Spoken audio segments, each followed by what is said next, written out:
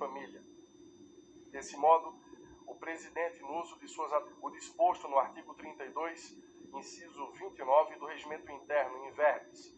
Artigo 32, urbana, rural e parlamentar. D. Seguros e previdência privada. E. Assistência médica previdenciária. F. Assistência social em geral, inclusive a proteção à maternidade, à infância, à adolescência e à família. G. Regime jurídico das entidades civis e finalidades sociais e assistenciais. H. Direito de família e do menor. I. Matérias relativas à família, ao nascituro, à criança e ao adolescente. Observa-se de pronto que o presidente desta Casa cumpriu rigorosamente as disposições regimentais que lhe conferem a competência para distribuir a esta comissão a matéria para apreciação, não cabendo a esta presidência, portanto, proceder à devolução desta matéria ao seu autor. Dou por resolvidas as questões de ordem apresentadas. Decisão da presidência. A deputada Fernanda Melchiona, na reunião deliberativa extraordinária desta comissão, realizada dia 5 de setembro de 2023, questionou o fato de a reabertura da reunião ter ocorrido em momento posterior à mudança de local, caracterizando assim nova reunião, fundamentando seu questionamento no artigo 46 e parágrafo 5º do Regimento Interno. É o relatório, passo a decidir. Esta presidência, atendendo à solicitação do presidente da Comissão de Constituição, Justiça e de Cidadania, deputado Rui Falcão, liberou para a reunião daquela comissão o plenário número 1, onde era realizada a reunião da CEPASF.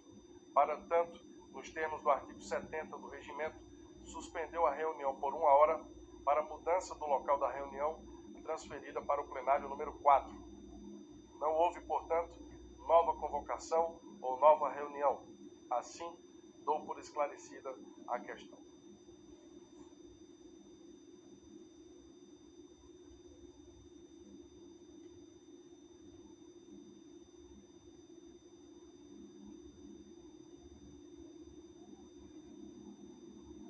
Ordem do dia.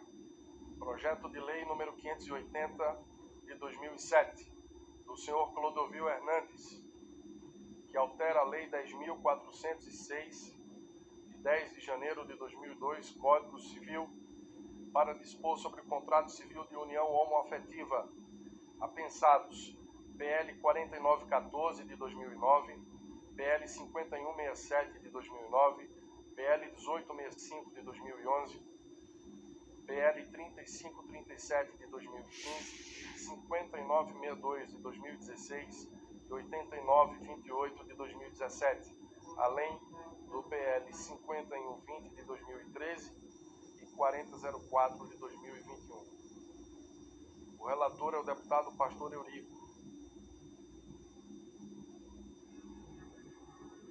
No dia 5 de setembro, o parecer foi lido pelo relator. Tivemos a concessão de vistas conjuntas e hoje retomamos a reunião deliberativa com o propósito de chegar à votação do presente projeto em discussão. Em observância ao acordo firmado pelo colegiado na deliberativa do último dia 19 de setembro, passo a palavra aos autores dos 3 votos em separado para procederem à sua leitura. Com a palavra, a deputada Laura Carneiro para a leitura do seu voto em separado. Senhor presidente, primeiro pedir desculpas a Vossa Excelência, porque ontem era impossível a minha presença, a deputada Henrique, que junto comigo apresentamos a audiência pública, e a deputada Érica, mas ontem também foi a presença do general Heleno na CPMI do 8 de janeiro. Impossível fazer as duas coisas. Ontem terminou às 7 da noite. E, além disso, tinham só 4 ou 5, mais uns 4 eventos da educação e da saúde. Então, ser humano não é capaz ainda. Mas vamos lá. Eu vou ler o voto, senhor presidente, e vou, as considerações, como nós combinamos, vou fazer quando da discussão da matéria. Pastor Eurico, se eu puder me ouvir, é importante. tenho certeza que o senhor vai modificar o seu relatório. Vamos nós. Projeto de Lei 580, de 2007, apensados os PLs 4914, 2009, 5167, 2009, 1865, 2011, 5.120, 2013, 3.537, 2015, aliás, minha autoria, 5.962, 2016, 8.928, 2017 e 4.004, 2021.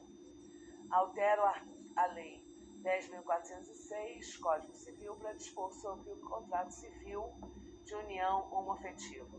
Autor do projeto original, deputado Clodovil Hernandes, relator da matéria, deputado Pastor Eurico. Voto separado da deputada Laura Carneiro.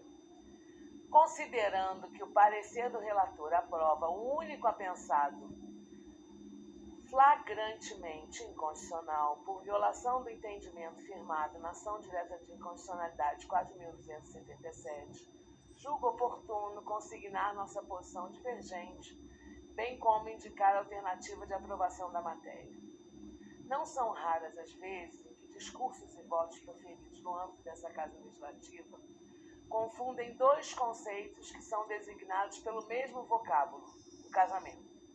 Essa palavra designa ao mesmo tempo um sacramento religioso e um ato civil. Trata-se de institutos distintos, sujeitos a requisitos e consequências diferentes. O sacramento religioso está submetido às regras de cada crença, a livros sagrados específicos e às diversas interpretações que lhe são conferidas pelos sacerdotes incumbidos de elucidar o significado das Escrituras.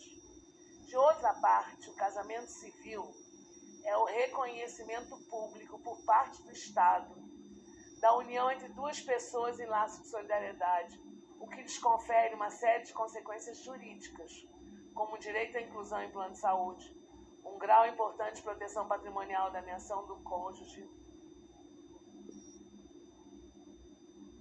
Posso? Obrigada.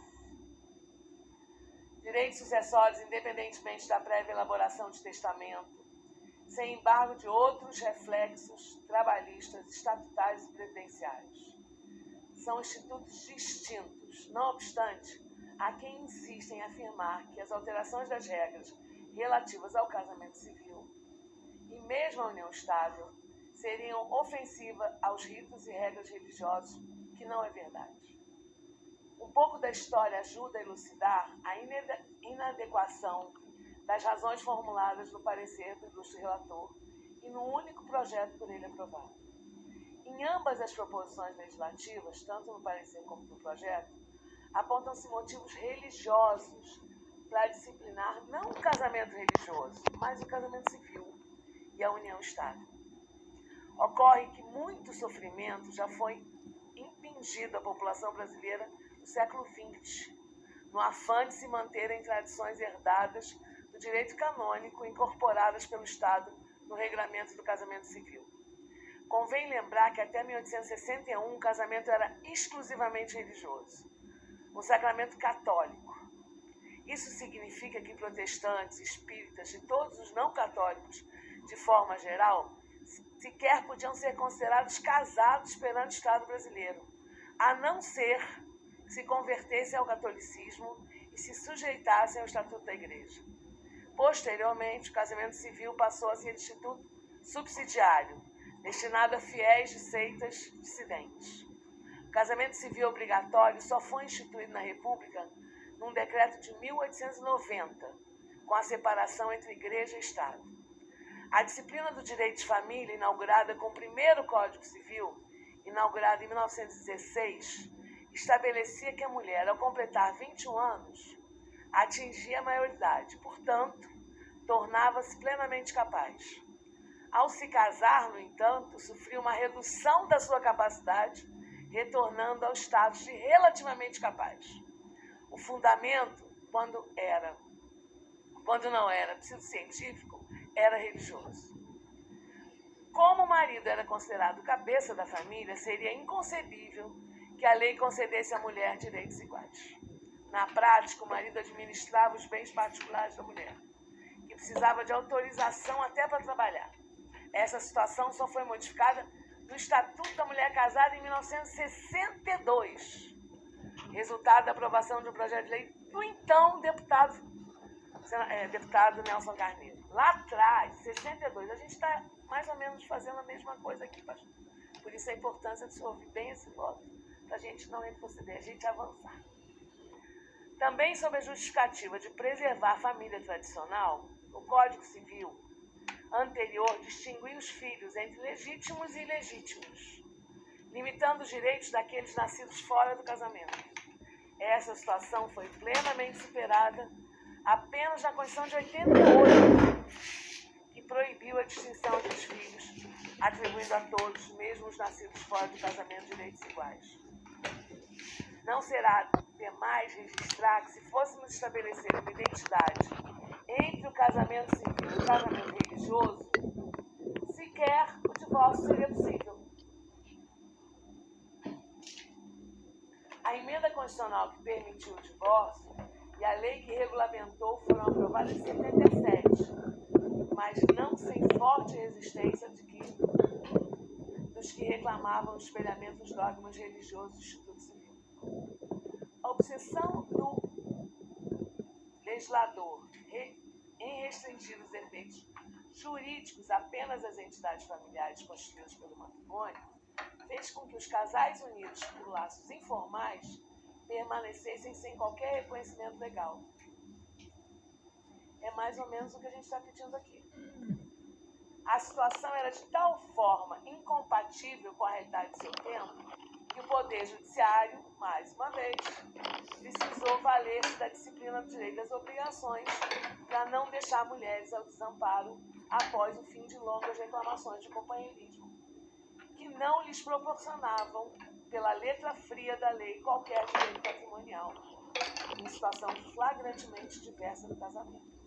Sim, o Parlamento, por décadas, ignorou solenemente as uniões estáveis no Brasil, preferindo tratá-las pejorativamente como concubinato.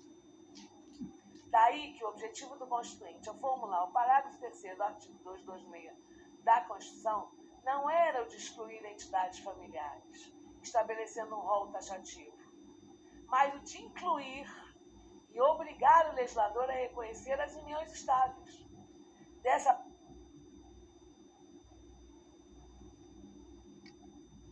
Congresso Nacional, altera a lei, o Código Civil, para dispor sobre a união estável e sua conversão em casamento.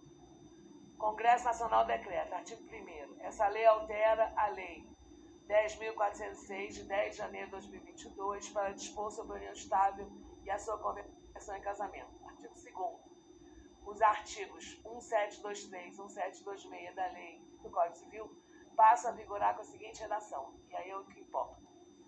Artigo 1723 passa a vigorar com a seguinte redação. É reconhecida como entidade familiar a união estável entre duas pessoas, configurada na convivência pública contínua e duradoura e estabelecida com o objetivo de construção de família. Artigo 1726. A união estável poderá converter-se em casamento mediante pedido dos companheiros ao juiz e assento ao registro civil. Admite-se procedimento extrajudicial de conversão da união estável em casamento perante o oficial do registro civil de pessoas naturais na forma da lei. Essa lei entra em vigor na data de publicação. Esse é o voto em separado, senhor presidente.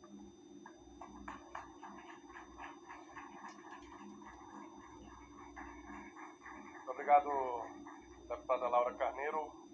Passo a palavra ao deputado pastor Henrique Vieira para a leitura do seu voto em separado. Obrigado, senhor presidente. Vou